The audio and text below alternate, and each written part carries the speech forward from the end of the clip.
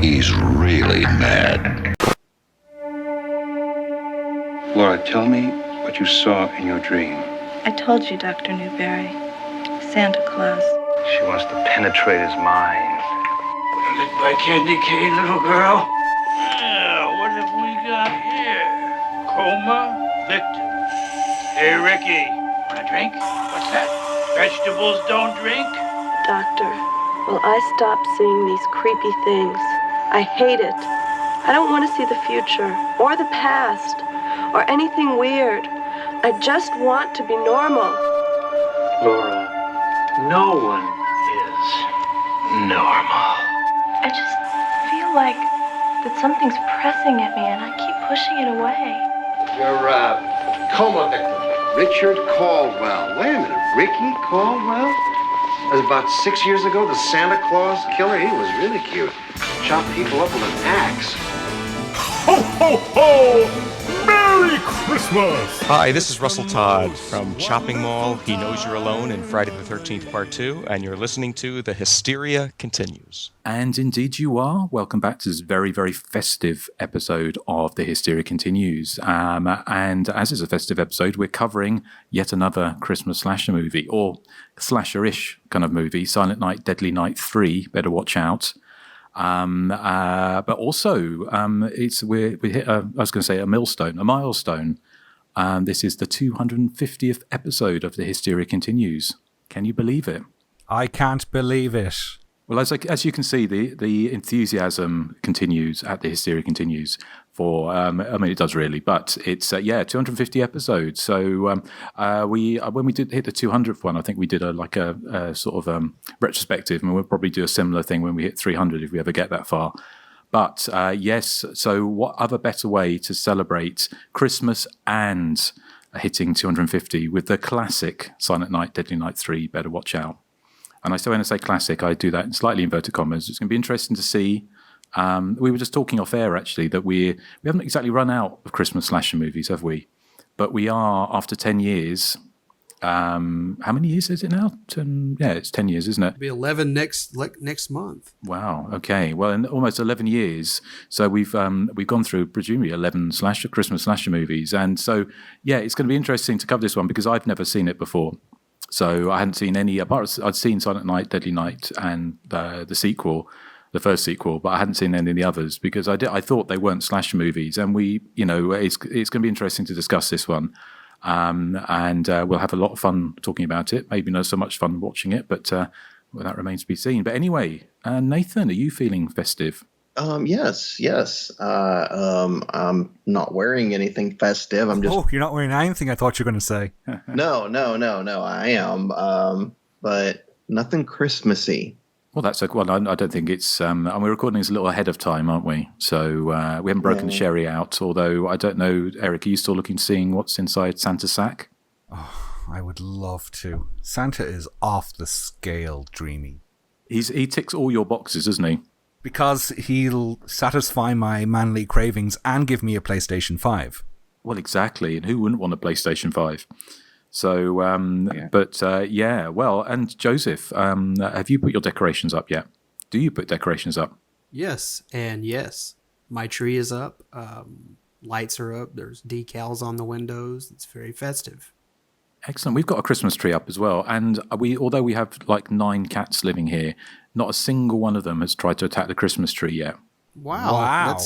I've got 2 and one like made mincemeat of it the first night. So, well, we've had cats in the past that have gone crazy for Christmas trees, but these ones are just they're too cool for attacking Christmas trees. It's a bit sort of 10 years ago. Is it? Is that their attitude? Maybe they're still trying to process 2020 and they can't, they just don't have the energy for it. Possibly true, yes. So before we start, we're just going to say that we had, there's a couple of commentaries that have been announced relatively recently in the shipping now that we did a commentary for Dario Argento's Trauma, the kind of,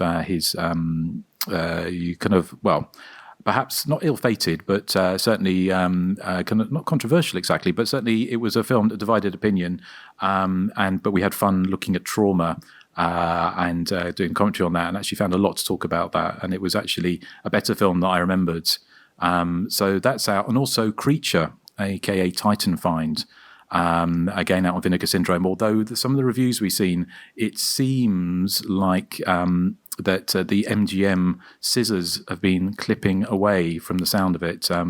Obviously, we went into some of the more controversial background around people like Klaus Kinski and various things, and we haven't heard the commentary yet, so we don't know what's been cut out. But apparently, MGM are quite scissor happy when it comes to commentaries, unfortunately. Yeah, well, thank you to Nathaniel Thompson of mondodigital.com, which is one of our favorite sites, for pointing this out to us. He can tell that there's been some interference on the audio track, yeah. Well, you were saying, Erik, weren't you, off air, that Poltergeist 2 and 3 had lots of cut? They're both MGM properties as well, and Scream Factory brought them out on Blu-ray about 5 years ago, and I can't remember the chap's name, but he runs the Poltergeist 2 and 3 website, which is brilliant, actually. And he gave a list of all the things that MGM cut from his commentary track, including kind of what I would consider innocuous things, like what Heather O'Rourke's salary was on Poltergeist 3.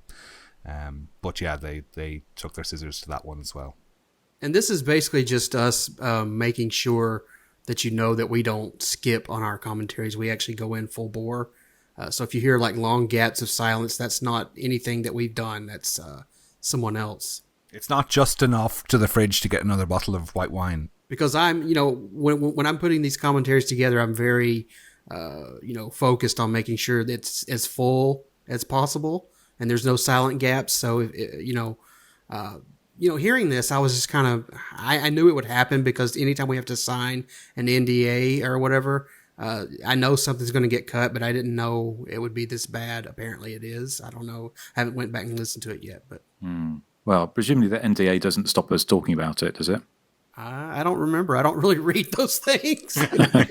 I'm one of those, accept terms and conditions. Like, I'm not going to bother reading that. It's like the Apple iPhone probably owns my soul if I had a soul. Yeah. Well, maybe we should check before we put this out anyway. But yeah, I mean, thanks to Vinegar Syndrome as ever, our favorite boutique releasing company. And, it's still, I'm sure it's still a fun track. It's just that when you hear Long Stretches of Silence, that is the juicy stuff that's probably gone, unfortunately.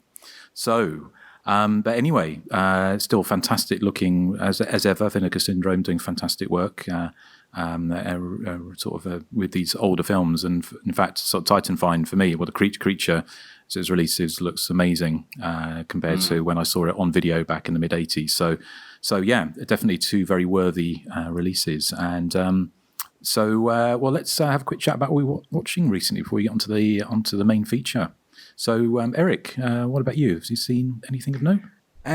Nothing really. Speaking of commentaries, I listened to Amanda Reyes and Ewan Kant doing their commentary track on Phantom of the Mall, which was brilliant and great fun.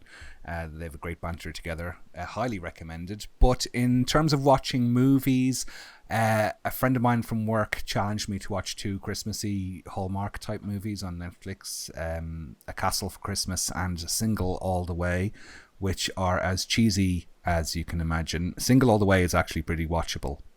It's a gay-themed Christmas movie. A Castle for Christmas was an endurance test. It's got Brooke Shields going to Scotland to buy a castle, and it's a bit... So it was a bit of a horror film in its own way. But that's all I've been watching. Well, fair enough. What about you, Joseph?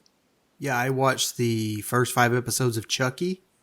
I'd actually meant to mention this on what was the last, on the Don't Go in the House episode, but I think it just slipped my mind completely, and I guess that's it's kind of indicative of how I feel about Chucky overall. I was never the biggest Child's Play fan going in, and for my money and probably a noose around my neck, the 2018 reboot I thought was the best thing that series ever put out, but I know that's a minority opinion, and but at least tells you that maybe I'm just not the person that this show is intended for. I thought it began very well, with Chucky back to being sort of a kind of a creepy inanimate object with very sparse moments of the doll sprung to life.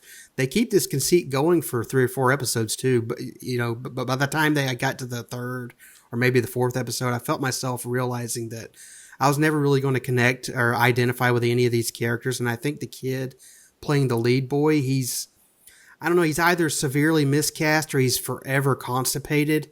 I mean, he's always got this look of like he's got a stuck turd. It's just so off-putting.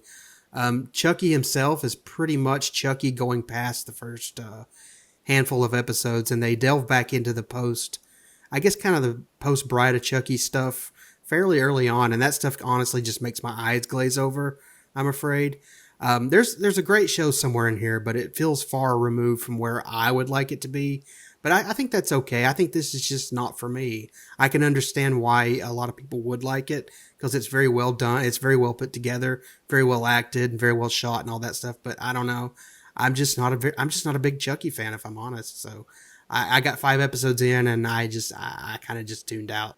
Has anyone else watched it? Nathan, have you watched the Chucky TV series? Yeah, I haven't watched the last episode yet, but I have watched it all the way up till the last episode. I mean, I like Chucky, so, I'm enjoying the series. I give them credit for not ignoring any of the films because it probably would have been a lot easier to just ignore a lot of the sequels and try to just do their own thing from part 1. But, yeah, I mean, I like the series. I think it's entertaining. Yeah. What about you, Eric? Have you caught any of them yet? I saw the first episode. I thought it was quite good, but I haven't got around to watching the rest. I am a big fan of the Child's Play series, so it's probably one of the TV adaptations that I'm most enthusiastic about. So I'm looking forward to watching the rest, Jack, especially because I believe people like Christine Elise and the guy who played Andy Barclay in the original films are back in this series at some stage. Are they, Nathan? Yes. Yeah, cool. So I'll look forward to that. Okay, I've got up to about episode 5 or 6, I think, and I've enjoyed it. But I can't really see where they can go with it for a second series. It seemed like a one and done type of thing to me, that you've kind of like everything but the kitchen sink. But it is done so well. In fact, actually, I think in the first episode when they actually managed to make Chucky scary again, which he hasn't been for a long time. I thought that was quite some mean feat. So actually, I like the characters. For me, it feels a bit weird that you've got these kind of, I don't know how old they're meant to be, about 13 or 14, the main characters, but they're acting in it as if they're like college students, all sort of drinking and sort of having parties and all this kind of. So it's kind of weird. It's kind of a bit of a weird dynamic to it, but I enjoyed it, and I thought there's a lot of kind of clever stuff in it. It's like having Brad Dourif's daughter play him in flashbacks. Play the killer in a pre-Chucky. What's his name? It was something Ray. Charles Lee Ray. Yeah, they do that kind of that Halloween Kills thing with Dr. Loomis. They put prosthetics on her, and she looks identical to a young Brad Dourif. So I thought that was really well done. So she's playing a man. Yeah, but she looks just like him. So it's really well done. You actually think you're looking at Brad Dourif from the first Child's Play film. It looks just like him. It's really cool. Yeah, it's very clever. So good stuff. Okay, is there anything else? Joseph, we were on to you, weren't we? No, I think that's it for me. Okay, right. Well, Nathan, how about you? I mean, I've only been watching stuff that I've already seen. I don't know what it is here lately, but I've just felt like watching a lot of stuff that I enjoy. I watched Savage Weekend, but we did a podcast on it a very long time ago. But yeah, I'm a big fan of Savage Weekend. I also, let's see, I rewatched Train. Do you guys remember Train, that we were so disappointed to discover was not a remake of Terror Train? Oh, this was the one that's kind of a torture porn movie or something, is with it? Thora Birch. Yeah, and I didn't hate it or anything. I was just kind of meh on it, and I still feel the same way after rewatching it. But I mean, that's about it. I mean, I haven't really just been watching a whole lot here lately. Well, you've given us on Patreon, which we've been recording a little bit later. Your choice was Nightmare Weekend, wasn't it? Which is certainly. Oh my God! It's quite something. Well, we'll be discussing that on Patreon. Yes. So excellent. I've just seen a couple of things. I think it's Gonjami, the Haunted Asylum, which is a South Korean movie from 2 or 3 years ago, and it's kind of an updating of the kind of the found footage sort of movie. Although obviously found footage has been around forever, and so it's a bit like kind of what's the I can't name them now. The there's Grave Encounters, wasn't there? Was the one that similar, the American one, and there was also the Horror House or LC or something like that. Those kind of movies where, but this one was set in a haunted asylum, and it was very much a group of young people go to make a web sort of do a kind of seance time thing in one of the most infamous abandoned asylums in South Korea, and then all hell breaks loose. But with a twist that it's this kind of South Asian thing with that kind of heritage as well. So it's actually quite creepy in places and actually quite fun.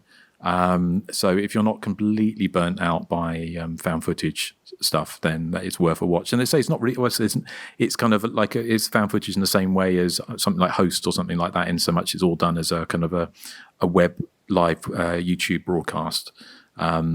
But they've also got some stuff, and I haven't watched it in like a virtual reality headset, but some of it's shot in that, when you see virtual reality thing when it's really long and thin, and it shows. So if you're watching it, then you kind of look, you can look left and right and all that kind of stuff. So some of it's not much. It's like about 2 or 3 like 20 or 30-second clips of it, but presumably it was done. So if you were watching on a virtual reality headset, then you could look around the asylum while they were sort of walking around it. But any of you guys seen it? No, but that virtual reality thing sounds kind of neat.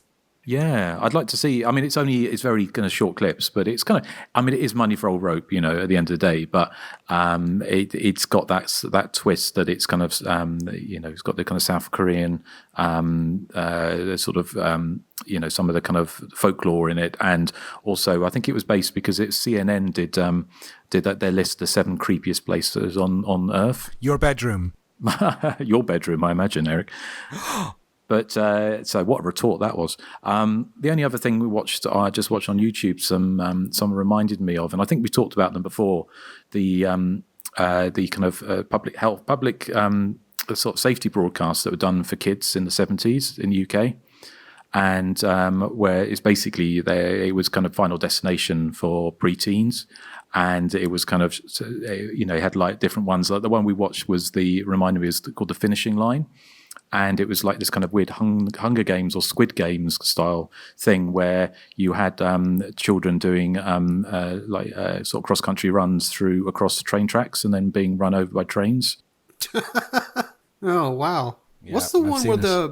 there's a British one where I think it's like a kid drowns in a lake or something. There's like the Grim Reaper is there. You remember that one? God. Apaches, which is that, and might be that one with a kid. It's about not playing on farms, and a kid gets run over by a tractor, another drowns in a slurry pit, and another dies screaming after drinking poison. Yeah, that one is that's on an extra on the Blu-ray of the Long Good Friday because it's from the same director. Ah, right, okay. I'm not sure. There's quite a few different ones. There's there was loads of them. What they used to do, they used to show them, and we saw it in our. It was a pre-Christmas treat in our primary school, and they showed it to us, The Finishing Line, and the first half of the 1970s A Magic Roundabout, first reel of that. So it's kind of strange pre-Christmas treat, but I never played on train lines, so maybe it worked. I used to play on train lines all the time. I did actually, because we lived next to some train tracks, and I'd go out there and I'd get the like the loose spikes that would come up. I'd collect them. I'd get like hundreds of them. I probably caused a few train crashes in my time without knowing it. Well, if you get a chance, look up The Finishing Line on YouTube, and there's a kind of an abridged version. It's just like one of the kind of Hunger Games style, Squid Game style thing where they get the kids to run across the train track, and there's one of them falls over, and then the train runs them over. Sounds cheery, upbeat, very upbeat. Very upbeat. But anyway, so yes, that was the 1970s for you. So, okay, well, I can guess that means we're heading into Christmas land, and Santa is back. Well, kind of. And so, Joseph, what do we have in the way of trailers for this? Well, I think we should do the quiz first, don't you think? Ah, of course, yes, the Christmas quiz. Well, this is not necessarily a Christmas quiz. This is basically a general 80s slasher movie quiz, meaning that every question and answer pertains to slasher movies released from 1980 to 1989. That's it. No holiday bugaboos, Eric. As if I would. Yeah. The first round is simple body counts. So you just basically tell me the number of people who die. And our first contestant has been randomly selected. So for round 1, Nathan, would you like door number 1, 2, or 3? 2. Okay. How many people die in Next of Kin? Oh dear. I have no idea. I'm gonna say 7. I'm sorry, that is incorrect. I'll have to pass this alphabetically to Erik. 8. 8 is the correct answer, Erik. Somebody's had a chance to look it up on Hysteria Lives. Sorry? Nothing. So it's well done, Erik. Are you accusing me of cheating? I would never do such a thing, Erik. As we know, you would never do such a thing, would you? I would never. Because I'm honest. Which is why Santa's going to bring me all the presents and you're going to get none. Okay. We shall see. Well done, Erik. Okay, Erik, would you like door number 1 or door number 3? 3. Okay. How many people die in The Deadly Intruder? I've never seen Deadly Intruder, so I'm going to guess. Yes, you have. We've done a podcast on it. Oh, which film is it? It's the one with Danny Bonaducci in the television set. The one with the dog, somebody smells dog shit in their coffee cup. Oh, right, that one. Yes. 4. I'm sorry, that is incorrect. Justin. Well, I know it's more than 4, because I remember Danny Bonaducci gets his head put through a TV screen, doesn't he? So it's a bit of a body count movie, so I'm going to go for 9. I'm sorry, that is incorrect. Nathan? Oh dear. 7. Nope, you're all incorrect. The correct answer was 10. 10 people die in that film, and I don't remember that, but apparently they do. I can only remember the coffee cups scene. That's all I can. I don't remember anyone having their head pushed through a TV. And when did we cover this fairly? He's thrown into a TV. Yeah, not too long ago. It was this year, actually. was it? I think so. Earlier this year. Well, it just shows you how memorable that movie is. Although, can I just make a point, Joseph? I would say that obviously I don't want to rewrite any rules or anything, but I would think whoever gets closest to the I don't think that's true. I don't think that's right. Sorry. Can't do that. Okay, Justin, you're left with door number 1. You're such a sore loser. I haven't lost, Erik. You're barely a point by stealing one from Nathan. So anyway, shut your trap. Ooh. Oh. All right, Justin, you're left with door number 1. So how many people die in Killer Workout? Gosh. Again, I know it's a bit of a body count movie, but I don't think it's a major body count movie. I would say, again, 7. I'm sorry, that is incorrect. Nathan? See, I think it is a huge body count movie. I'm going to say 10. Oh, sorry, Nathan, that's incorrect. Erik? 12. Nope, you're all incorrect. The correct answer was 11. Oh. Uh-huh. So going into round 2, Erik has 1 and Justin and Nathan have 0. You got that? Erik is in the lead. You got that? Yep. Okay, yeah. So our second round is sound clips from past episodes, and you have to guess which movie is being discussed. I'll offer a small hint as well, and then we'll play the sound clip. So, Justin, you've been selected to start this round, so would you like door number 1, 2, or 3? I shall go for number 2. All right. Here's your hint. Education is extremely important. So now you can play the sound clip. I thought that it was kind of, it's kind of, although it's playing with exactly the same kind of things, it's playing with the cliches, it's actually kind of one of a kind, this kind of film. I think it's, personally, I think it's a better pastiche of slash movies and films like Return to Horror High. So, it sounds like an early clip because my voice sounds a bit higher. So, and obviously the education thing, if you're talking pastiche, then, I mean, my gut instinct would be to go for Slaughter High, I think. And I think I'm probably going to go for that. Slaughter High is your answer? Yes. I'm sorry, that is incorrect. Nathan. Oh, God, I don't know. Hell High. I'm sorry, that's incorrect. Erik? I'm trying to think of sorority movies that are a pastiche. And as Justin said, it sounded like a quite early clip. So, I don't know, Graduation Day? No, you're all incorrect. The correct answer was Cutting Class. Ah. Oh. Yeah. Okay, Erik, door number 1 or door number 3? 1, which is where I'm going to finish in this quiz. Here's your hint. It's not even close to being final. Okay, Justin, play the sound clip, please. I'm personally, I do like, so I would rate above, but I would find it would probably be a little more rewatchable, mainly just due to the fact that it's not so downbeat. It's very, it's just very cheesy, and I don't know, you can't take it too seriously. How can you take rubbing all over himself? Redacted. That sounds like a MGM commentary. Yeah. Ooh. Yeah. That was censorship-tastic. Final Destination?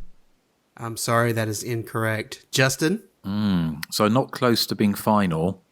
The obvious choice would be Friday the 13th, the final chapter. So I'm going to go for that. No, I'm sorry, that's incorrect. Nathan? Let's see. Not even close to final. Final Exam. No, I'm sorry. The correct answer was the last horror film. Oh. And it's not close to being the last horror. What was he rubbing all over himself in that? I can't remember. That was what's his name? Joe Spinell? Yeah, Joe Spinell. Yeah. Rubbing all over himself in the last horror film. Yeah. Okay, right. So we're moving ahead. Erik still in the lead with 1 stolen point. So Stolen point. Stick that stolen point up your arse. Nathan, you're left with door number 3. Here's your hint. He has a burning rage against consumers. Justin, play the sound clip, please. But my absolute favourite part of is where the fabulous and quite sexy gets to kill the horrible and greasy. I think that's probably everyone's favourite part of.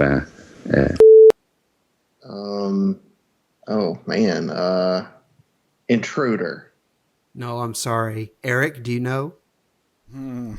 I should know if it's got somebody sexy in it. Who could it be? Pieces? No, I'm sorry. Justin? Could you repeat the clue? The clue is he has a I can hear Justin typing. Well, I'm not typing. That's someone's moving their chair. That's somebody typing. What would I type? You're typing in the answer. Who does Erik fancy? Yeah. So anyway, Joseph. Okay, here's your hint again. He has a burning rage against consumers. Well, all I can think of, because if it's the burning rage, then did we do Phantom of the Mall, Eric's Revenge? Because that's all I can think of, because it's set in a shopping mall and he does get burnt up. So I'm going to say that one. That is correct. Hey, who's the sexy person? The clip says the one thing the one thing I love about Phantom of the Mall, Eric's Revenge, is the sexy Erik, and he gets to kill the greasy Justin. Oh yes, there is. There's a character called Justin, and she's played by Tom Fridley. Yeah. Oh, Erik, look what's happening now. Yeah, you stole a point. I didn't. Well, I did. I guess I did. You did. You stole that point, and you hoist by your own petard, Justin. I suddenly got no morals. Yeah. So on to the next round. Okay, round 3 will have each of you guessing the title of a slasher movie based off of back-of-the-box blurbs from old VHS copies. So, Erik, you will begin this round, so door number 1, 2, or 3. I want a number 2, please. All right. The fun ends and the terror begins when 2 of the students branch off for a romantic tryst, only to discover the dead bodies of the old couple. I'm just going to have a random stab in the dark. Final Exam. No, didn't you guess that earlier? No, that was Nathan. Okay, well, no, it's not Final Exam. Justin, do you know? Well, the clue is, I think it's the prey has the old couple gets killed at the beginning, and I can't remember if their bodies are found, but I'm going to say the prey. That is absolutely incorrect. Ha ha! Erik. Nathan, do you know? So a tryst leading to the discovery of an old couple dead. I don't know, so I'm going to say Twisted Nightmare. No, I'm sorry. The correct answer was Berserker. I've never seen Berserker. You've never seen Berserker? It's got a big werebear in it. I thought you'd be all up in that. Have we not covered that on the podcast? No, you did the commentary. You and Joseph. I was in Portugal. We don't know where Nathan was at the time. Neither do I. Justin, you're up next. Would you like door number 1 or door number 3? Number 1, as I'm going to be at the end of this quiz. Okay. Stop stealing my lines. He said it first the last time, didn't he? Or did you say it? I don't remember. I said it first. Okay. All right, Justin. Above all, it will immerse you in mystery because blank doesn't answer all the questions it raises. It challenges you to bring your own insights and solutions to the dangerous puzzle.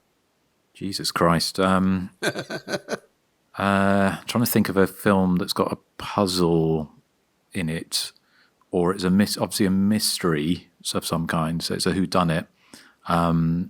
But how about Skullduggery? I'm sorry, that is incorrect.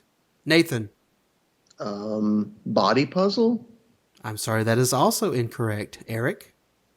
The only thing I can think of with a puzzle in it is pieces, but it doesn't really tally with it being mind-bending and will challenge your perceptions, but I'm going to go with pieces. No, the correct answer, and you're not going to believe this, was cruising. Ah. Yep, so that leaves Nathan with door number 3. Are you ready, Nathan? I'm ready. All right. The students are now hunted by an evil brought upon themselves until a shocking series of twists occur. Blank builds up to and delivers a hair-raising finale. The Prey. No, it's not The Prey. Again. Erik. Okay, I'm going to go for one different one this time. I'm going to go for Night of the Demon.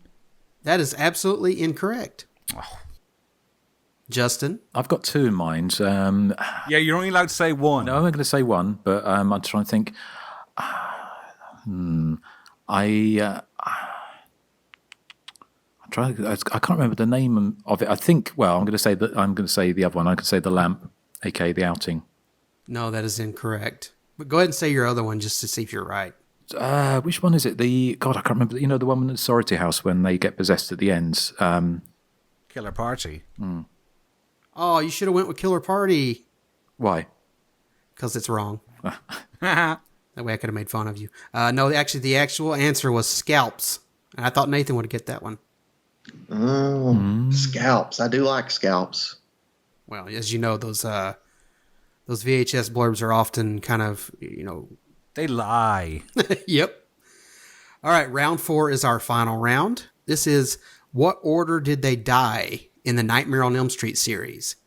And Nathan, you're up first, so basically tell me what number in the body count a specific character died at the hands of Freddy Krueger. So will it be door number 1, 2, or 3? I'll go with 3 this time. Okay, number 3. In what number did Sheila die in A Nightmare on Elm Street 4, The Dream Master? Sheila. Okay, all right. I know which one Sheila is. I'm going to say 2? I'm sorry, that is incorrect. Erik? This is just within the film. It doesn't include the previous 3 entries, the order, no?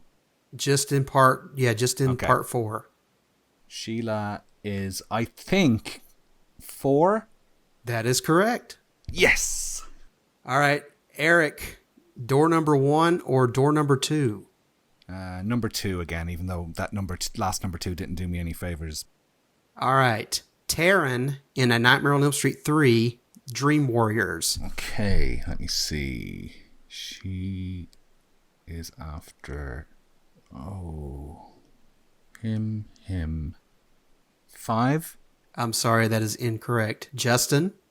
I'm really sorry, Erik. I would say 4. I'm sorry, that is incorrect. Nathan? I will say 3. That is correct. Nathan gets a point. Yay. Very well done, Nathan. Finally.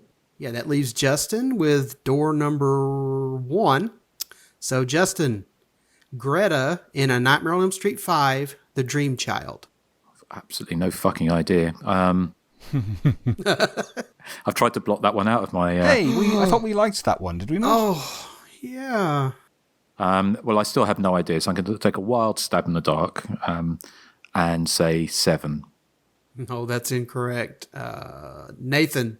2. That is correct. Oh. It's a very low body count, but Erik and Nathan tied the quiz, so Justin, you came in dead last. I know. Oh, Justin. Magnanimous in my defeat. And anyway, Erik, I would like to thank you. I'd like to congratulate you and Nathan, because as they say, every loser wins at some point. He's been so rude to me, and he's not been magnanimous in defeat. He's been rude. I'm not. You are. Outrageous. Just because I'm the champion. Well, with Nathan. Yeah, Nathan really squeaked in there at the last minute.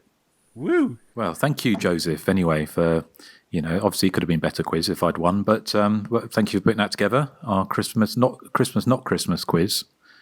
But we are now moving on to the Christmas section of the show. So, Joseph, what have we got? Have you got a trailer? Because I know this is kind of a straight to video. Yeah, we got it's like a VHS rental tape trailer. So okay, and you'll bring us in after this. Enter a world of dreams. Laura, tell me what you saw in your dream. I told you, Dr. Newberry. Santa Claus. A world of silence. Subject may be making contact. I don't want to see the future or the past. I just want to be normal. A world of madness. No one is normal. A world that can't be ignored. She likes it, loves it. She can't resist it.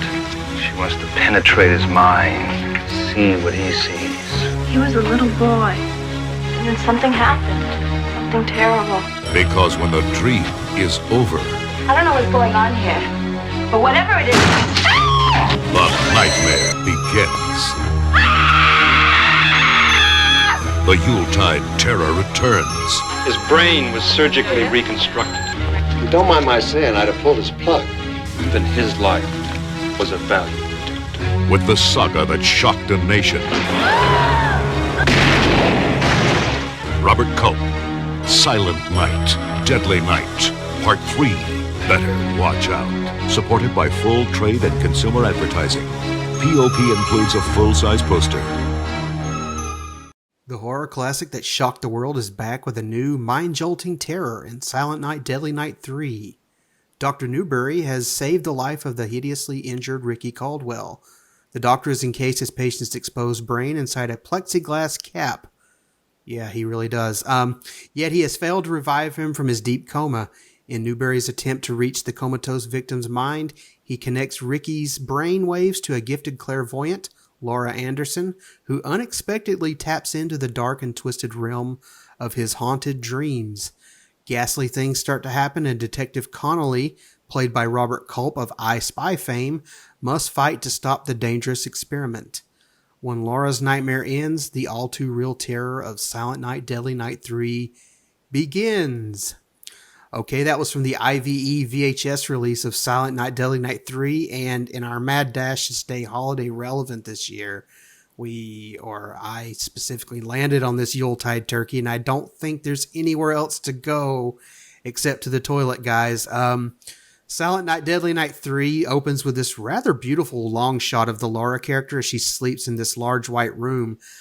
She wakes up and we transition into what turns out to be a dream with Laura running afoul of Ricky Caldwell and then Santa Claus before she wakes up, and we realize that we've got a Psychic Link movie on our hands. Oh joy.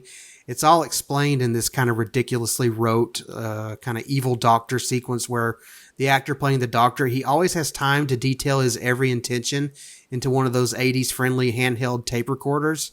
Also, Laura is blind because sure, why not? And she's indeed psychically linked to Ricky Caldwell, who is now played by Bill Moseley in a subdued, well, I'd say really subdued performance at first, as he's indeed now in a coma with his brain exposed underneath this ridiculous bubble helmet that makes him look sort of like Brainiac or one of those Mars Attacks aliens. Anyway, Ricky is inadvertently jolted back to the land of consciousness by a drunk in a Santa costume. And what plays out is essentially a psychic variation on Halloween. And it's also kind of like loosely connected to the two other Christmas slashers in this series by way of Because We Say So dialogue and more stock footage. So right off the bat, you have this kind of mishmash of films that will either break under all that pressure or entertain on the most superficial level. The film unfortunately takes takes the middle road and decides to be, boy, how can I say this, as ineffectual as possible. I mean, it's so sluggishly paced that even at 90 minutes, I was finding myself kind of looking away from the screen more often than not.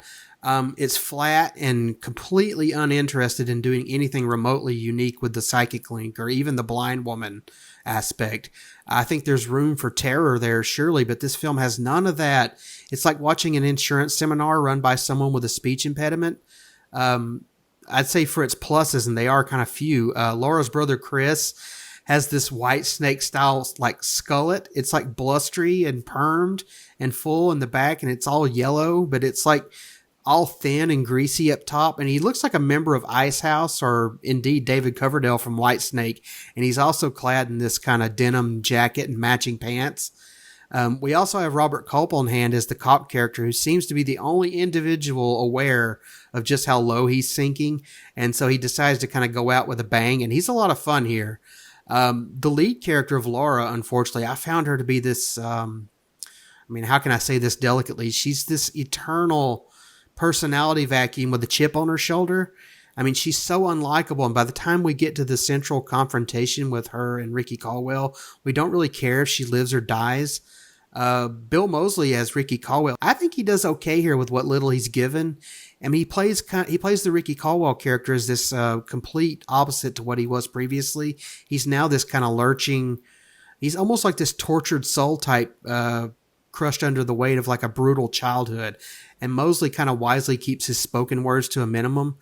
Of course, that skull cap is beyond ludicrous, but looking past that, he's actually quite effective here. But I think Silent Night, Deadly Night 3, ultimately, I think it's just sunk by its pacing. I mean, I don't mind all the kitchen sink stuff, all the additions to the minimal plot. I mean, this movie throws in everything, and I really didn't care, but I just wish they could have injected a little more energy into it all. I think it's like completely lacking in kind of momentum. So, Nathan, I feel you might be the one to defend this, so let's hear your thoughts on Silent Night, Deadly Night 3, please. Now, I really enjoyed like the cheesy parts of the movie. Like I said, like you were saying, the one thing that I think hurts it is that it's very slowly paced. I think they were really trying to get that 90-minute running time, whereas I'm like, I think that you could have gone, like the Slumber Party Massacre route and did it all within like 70-something minutes. And you could have trimmed down on some of the more unnecessary sequences. I love how many of the deaths seem to be people staring into the camera, which I thought was a lot of fun. I thought it was interesting at the end when the girlfriend is up against the door and the killer busts through that they don't use any music at all, and it just feels weird and clunky. You were right, too, that Bill Moseley's performance is very subdued if you compare him to somebody like Chop Top from Texas Chainsaw 2. I think letting him go completely crazy would have helped the movie raise it like into a more entertaining level, because, I mean, already with his, what he's wearing on his head with his brain exposed, it's just so ridiculous. Thank you, Boomer. It's just so ridiculous. I think that they could have gone like even cheesier with it and, had him just go all out, I guess. But like I was saying, the pacing just is really my biggest problem with the movie. I feel that there's just a lot of padding. It does pick up steam a little bit towards the end when, he's attacking at the house. Although I thought the killer's demise was kind of lackluster. I mean, really all he seems to do is lay down on like a broken like piece of wood and get impaled by it. Like that's all he does. He just kind of lays down on it while she's holding it. It's very odd and weird. but like thank you, Stripes. I swear my animals wanting a lot of attention this morning. But the cheesy scenes are fun, so I don't dislike the movie by any means. I just think that it could have used some editing. We trimmed it up a little bit, and maybe some better death scenes. Death scenes aren't fantastic, honestly. But I did think that the after effects on some were pretty good, like the nurse or the receptionist character. Like when she gets killed, it just looks like a bottle of red stuff being like sprayed from off camera.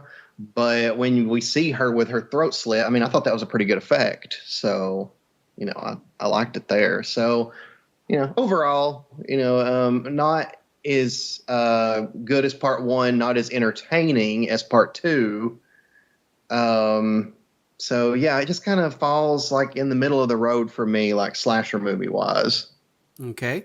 Erik, what are your thoughts on this, whatever this is? I'm kind of in agreement with you, Joseph. I found this one to be a little dreary. I mean, I don't think it's awful by any means, but I found it a bit ho ho ho hum. There's a little Christmas joke for you, a little Christmas treat for you all. Ho ho ho hum. I got that. Is that your joke of the week? Yeah. No, my joke of the week is still on the way. Don't despair. Thank you, Justin. I'm wondering if because Friday the 13th Part 7 would have been out the year before this was released in 1988, and that of course had a psychic angle. So I'm wondering if this is where they that planted the seed of Silent Night, Deadly Night 3. As you said, it doesn't do a huge amount with the psychic link or the blind aspect of the lead character, really. I mean, you could have a Silent Night, Deadly Night version of Don't Breathe if they wanted, but they don't go down that route. There's a few redeeming features within the film, but not enough to sustain 90 minutes, in my opinion. I mean, I like the ludicrous-looking killer with, as you said, the fruit bowl on his head with his exposed brain and sort of wires and some kind of liquid or something inside. He looks comical, and especially when he turns up to Granny's house as well, and he has a bobble hat on over the fruit bowl with the battery attached and all that. It just looks ludicrous, and it's all the better that the film is played relatively straight as well, so it makes it all the more ludicrous. I also made the White Snake connection with the with Laura's brother. I think, is it Chris his name? I can't remember. Yeah. So the first thing when he walked on screen, I was like, White Snake, because it dates the film more than anything else. His look, and it's all the better for it. I kept wanting to go in the still of the night. Here I go again on my own. I was not impressed with Drunken Santa because he stole my thing. He did an impression of me doing a joke of the week where he says, "Hey vegetable, what's your favorite singer?" Perry Como, which is like something I I'd actually say. thought that was funny. But that's Santa who does deliver the joke. Unlike me, he's a very, very bad actor. I mean, when he's being killed and he's going, no, no, no. I thought that was kind of fun. As you were saying, those slasher thrills, it's really quite lacking. Not a huge body count, lacking suspense, and as you were saying, Joseph, the final girl's really unappealing. She's this blind girl, and we should have sympathy for her, but she's such a cow to her brother's girlfriend that it's really hard to side with her. I mean, the first thing she says when she meets the girlfriend is, "Oh, I hear you give good head." I mean, like, what a cow! She deserves a slap for that. The Jerry character, I thought she was much more sympathetic, and she wasn't even the lead. I thought they should have just killed the blind girl and made her the lead. Yeah, I mean, she does make amends at the end, but it's too late. She should have been set up as a more sympathetic character, I find. And, as Nathan said, I think the problems with this film are epitomized by that scene where the killer's breaking through the door.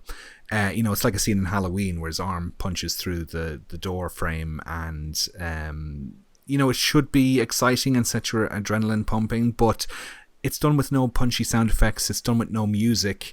other people who were in the room are just standing there watching this guy break through the door, and it feels really uninvolving and flat, and that kind of is, and it, as I said, epitomizes the film as a whole. It just feels really flat to me.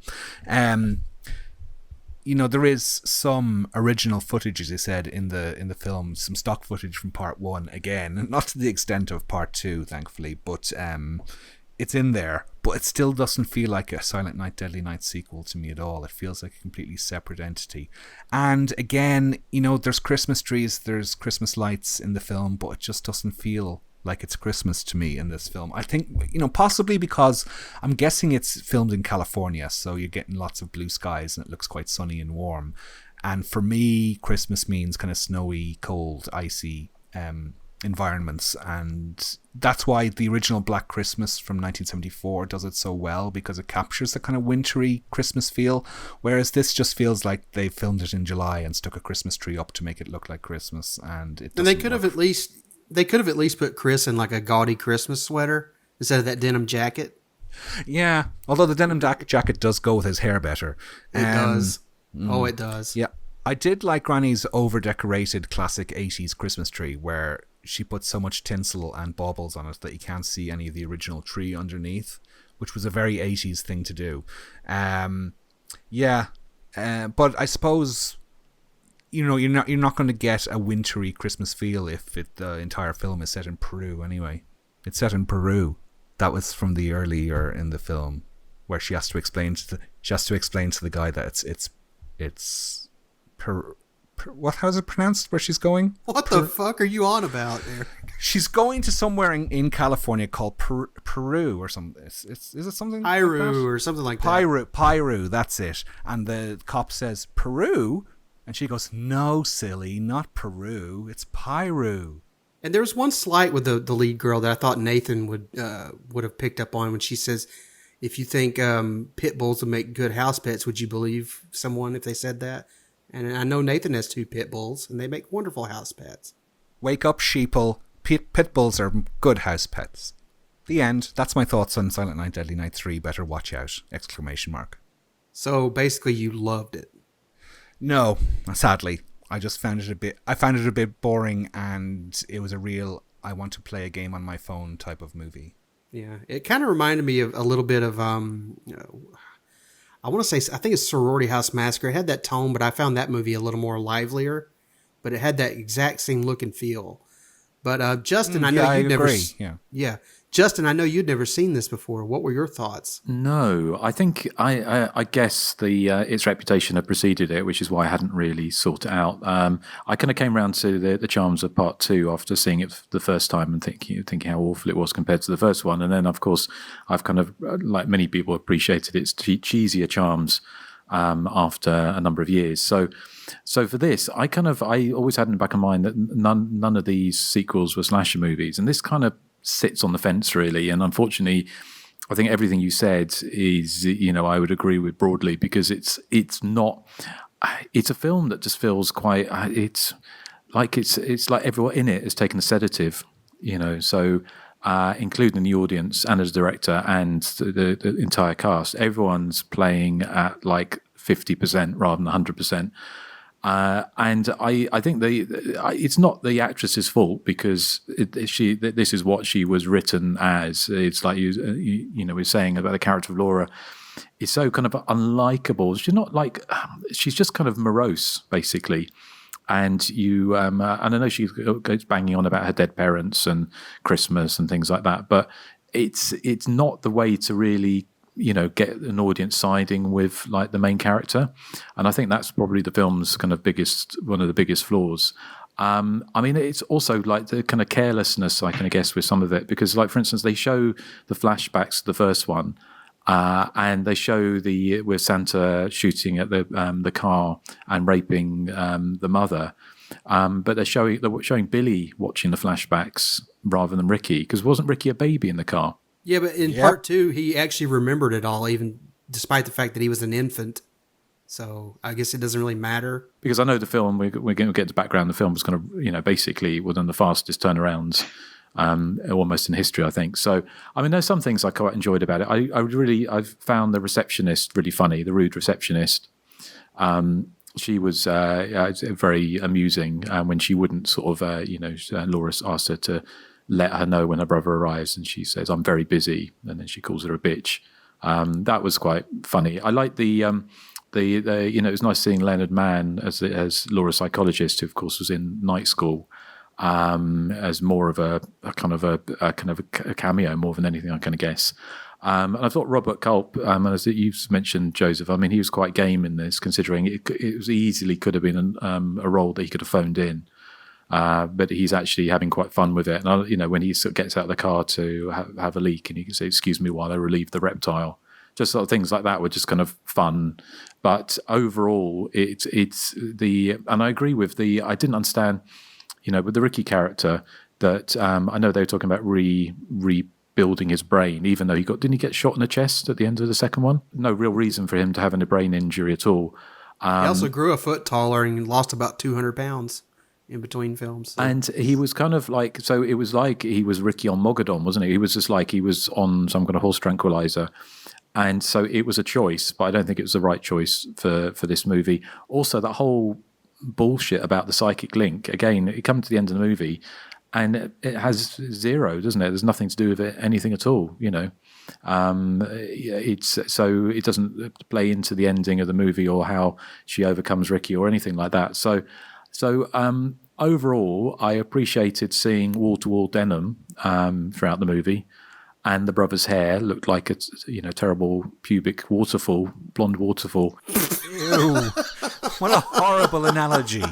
But so there were things that I kind of found fun with, and I enjoyed the drunken Santa coming in and things like that. But it just felt like it kind of everything was just like move. It was like almost treading water. Literally, everything was just slow, and it didn't build up a momentum. And I think with some tweaks. And if it had gone for over the top, even more over the top, then I think it probably would have worked better, because it's coming from the first film, which kind of took itself not that seriously, but seriously enough. The second film was just completely batshit crazy, and then you get to something which is trying to sort of tread the line between the two, and he's almost embarrassed to be a slasher movie, but thinks, well, we better get some bare breasts in here, and we better get a bit of blood and, a bit of gore. But, so it felt the whole thing was kind of a bit phoned in, really, which is a shame. So it's not going to be one I'm going to put on my Christmas sort of repeat list for Christmas movies, I'm afraid. Well, I guess the best we can say is that we got it out of the way. Well, there's another quote for the back of the upcoming Blu-ray release. Yeah. So, well, do you want to talk a little bit about background? Sure, Nathan. What kind of background do you have? No. Yeah, I'm sure you guys probably have more than I do. I only have like a couple little things, so I'll just read them out real quick. Silent Night, Deadly Night 3 was released to VHS stateside via the IVE label in the standard VHS slip in 1989. It got a clamshell VHS release in 1991 in the Netherlands under the title Blind Terror on the Arrow Film label, and that's no relation to our friends at Arrow Films, I imagine.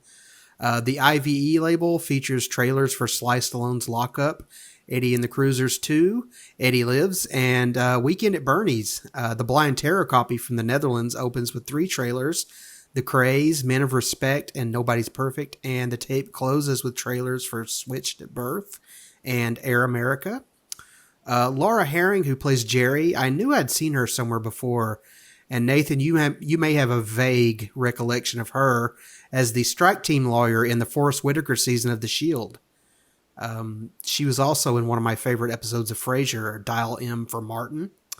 And unfortunately, I've been so busy this week, that's the only background I was able to dig up on the film. So you guys fight it out for the rest. Well, Erik, what do you have for us? Okay, well, both Richard Baymer, who plays Dr. Newbury, and Erik de Rea, who plays the lead singer of Whitesnake, they both went on to be in Twin Peaks. Richard Baymer was also in the original West Side Story, which is back in the news now, of course, with Steven Spielberg's remake, which I'm probably not going to go see, in fairness. Erik de Rea went on to be in the awesome Critters 4, which is the one set in space. Robert Culp, I recognized him immediately as being the guy from The Greatest American Hero, which was a huge hit on television over here. I don't know, did it ever take off, no pun intended, in the States, that series from the early 80s? Well, it kind of crashed and burned when it came out, but then it got this huge cult following over the years, and like the theme song became kind of iconic. So yeah. Yeah, so that was the one with William Catt, which was a comedy superhero movie, which I used to love back in the day. Monty Hellman, of course, is the director of this, most famous for Two Lane Blacktop in 1971. He said that he got involved with Better Watch Out because his friend was producing, Arthur Gorson, and he was asked to do it. But he said that if he could rewrite the script, he'd do it. So he rewrote the script in a week, and they had 23 days to shoot, and the budget was around about $800,000. And his daughter, Melissa, plays Dr. Newbury's assistant. I presume she's at the start of the film. He also has an executive producer credit on Reservoir Dogs, and he was supposed to direct it at one stage, but then Quentin Tarantino sold the script for True Romance and got enough funds to allow him to direct Reservoir Dogs himself, but Monty Hellman stayed on as an executive producer. So yeah, he went from the giddy heights of Better Watch Out to slumming it on Reservoir Dogs. Okay, because I was sorry, Eric, I was reading some kind of a book on the Wayback Machine on this film, and it had something to do with Quentin Tarantino, and I couldn't make the connection because the preview wasn't working right, and I was wondering what that connection was, but thank you for that's the connection. Up. Yeah, he came close to directing Reservoir Dogs, but then Quentin made a bit of money and directed it himself. Yeah, so but he says he likes Silent Night, Deadly Night Part 3. He says he's quite proud of it considering the time constraints, because apparently it was written, shot, and post-production was completed all within about 3 to 4 months. So yeah, he said it wasn't his best movie, but it was probably the best work he'd ever done because it was so quick. Yeah. And that, I think, is all I have. Justin, over to you. Okay, well, I don't have much more because obviously the film was, as Joseph said, it was this kind of straight-to-video release. I think it was filmed for the video market. I don't know if there was ever any intention. Certainly the version I've seen, I don't know the same. If you've seen the same one, guys, it's in the 4:3 format for TV. Yeah, I watched the VHS cut. Yeah. So I don't know if it was ever released in a sort of cinematic format, but yeah, it was kind of rushed into production. My understanding was that the original idea for it was what became the basis for Part 4, The Initiation, which again I haven't seen, but I think it's got stuff to do with witches, and so it's not a slasher movie as such. Mickey Rooney, I think he was in Part 5, wasn't he? And he famously, is it The Toy Maker, Part 5? And he famously joined in the witch hunt about the first movie, about how dare they make a horror movie about Santa Claus. And then the irony is he ended up in the fifth installment. But yeah, so there's not much more to add really. The only when I looked at newspapers.com to look for the reviews and stuff, there's very little say because the film didn't get a wide release. It was going to put straight out into video. The only one I found was from the Times in Louisiana that says doesn't have much to do with Christmas unless you think mass murderers belong under the tree, that's pretty much it that I could find. So, I mean, it was kind of interesting that Monty Hellman was he was kind of he was a bit of a maverick, I think, as a director. And he kind of made quite a big name for himself in the kind of cult film sort of land, and that's how I think Quentin Tarantino. He was very impressed that Quentin Tarantino knew all of his work. So he died this year, I think, age 91. So it was an interesting choice for him to get involved. Arguably, a different director might have taken it in a slightly different direction. And it would have been interesting to see what was the original idea was for it. I mean, I think again they kind of missed a trick, really, didn't they? They didn't get Ricky dressed up as Santa Claus at the end of the movie. There's all sorts of things they could have done, with that. Considering that, that the whole shtick is about a killer Santa Claus, and we just see a dream sequence at the beginning of the movie with like a killer Santa Claus, and that's pretty much it. So yeah, that's it really. I mean, again, I think it's one of the fastest turnaround movies. I think it was sort of that they started principal photography at the end of April, and editing was done in May, and it was first screened at a film festival in July. Good God. It's one hell of a turnaround. Yeah. I think that also explains why the film is a bit clunky when it comes to story. Everything's, it's shot so fast. It hasn't really given its time to actually, to work as a coherent narrative, I kind of guess. Or, the film should be building to a crescendo, which it kind of does to some degree, but really the ending, I think you'd said, Nathan, is a bit weak, isn't it? He just literally falls, or maybe it's you, Eric, literally falls on a bit of broken broom handle or something and then dies. It's not really the big showdown you might expect.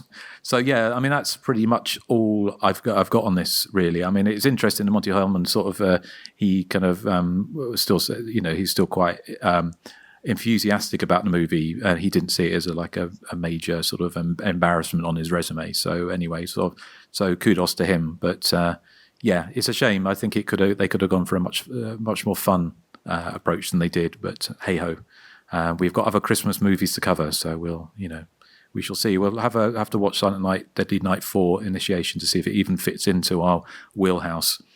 If not, we can always do it as a Patreon pick over Christmas next year, maybe.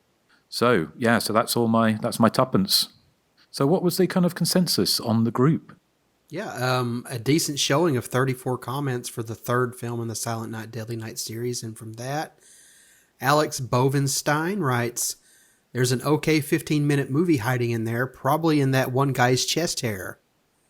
And Carlito says, the only one in the series I don't like. How did Monty Hellman go from Two-Lane Blacktop to this? Ripping off Wait Until Dark showed just how blind the filmmakers were to what makes a good slasher film. Follow us on all the socials, listen on all the podcatchers and all the YouTubes, pledge toward all the Patreons. Google The Hysteria Continues and enter a rich world of poor quality slasher talk.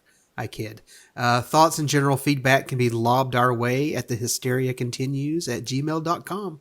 Excellent. And to say we are going to be recording our Patreon pick for one of the Patreon shows. We roughly have about 3 Patreon shows a month, don't we? So yep. So we have our pick. We're going to be going off piste for the beginning of next year, but we do our Fango flashback where we dissect an old issue of Fangoria and all of the news and gossip and various things that are happening at that point. And also our top 3. So we're about to record. We're going to record next week, I think, isn't it? The top 3 of 1996 of horror movies. So yes. So if you want to listen to those, then join us over on Patreon. So okay, well, unfortunately, Santa's not going to bring us anything nice this year. So Eric, here is your joke of the week, I expect. It's my joke of the week. It's so great and fantastic.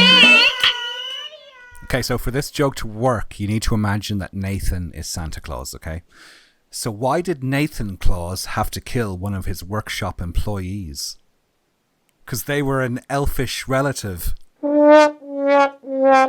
Elfish, eh? So I cut off the sad trombone because that was quite good, Eric. Eric's like Bob Cratchit, and he's brought a smile to everyone's face. Yes.